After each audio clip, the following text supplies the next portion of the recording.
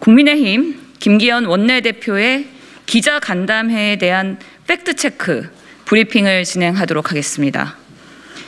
김기현 원내대표는 아직 사용되지 않은 초과세수는 8조 7천가량인데 이 역시 정해진 법에 따라 사용돼야 하는 게 마땅하고 국가재정법 제90조에 따라 초과세수 30%는 국채 상환에 우선 사용돼야 한다라고 말했습니다. 이는 초과세수의 개념과 국가재정법의 기본을 이해하지 못하고 있는 발언입니다. 초과세수란 당의 연도의 세입 예산과 실제 국세 수입의 차이로, 쉽게 말해서 거두기로 한 세금과 실제 들어오는 세금의 차이로 연말까지의 전망치를 말합니다.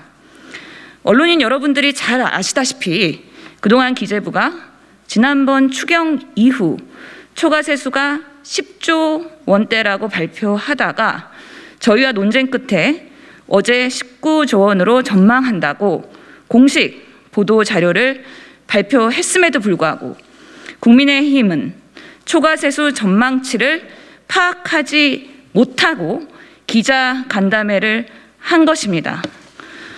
참고로 여기 기획재정부에서 11월 16일 날 19조 원의 초과세수에 대해서 보도자료도 있습니다.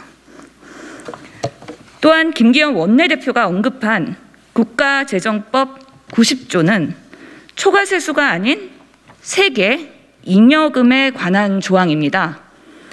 홍남기 경제부총리도 오늘 19조 원의 사용처에 대해서 이 중에 약 40%는 교부금으로 지방에 교부가 되고 이걸 빼면 많아야 13조 원이 가용재원이라고 밝힌 바가 있습니다.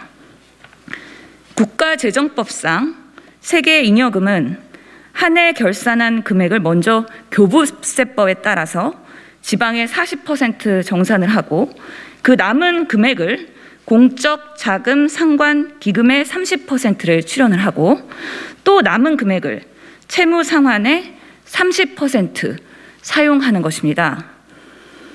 그리고 IMF에 따르면 한국 국가 채무 증가 속도는 35개 선진국 중 단연 1위라고 한다. 부끄러운 성적이다 라는 발언을 했습니다.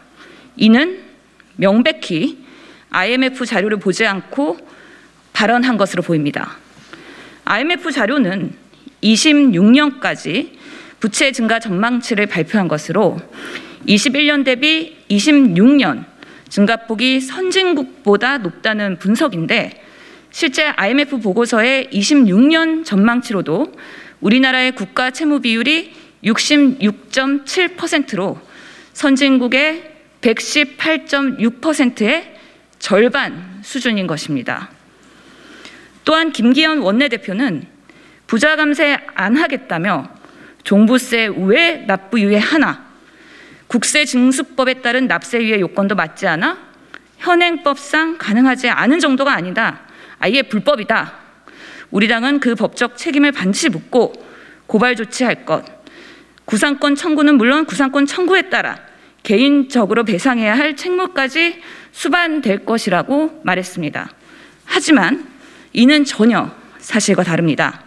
이미 정부는 지난 8월부터 11월 8일까지 코로나19로 인해 어려운 납세자를 위해 부가세와 종합소득세 등의 납부 유예를 실시했습니다.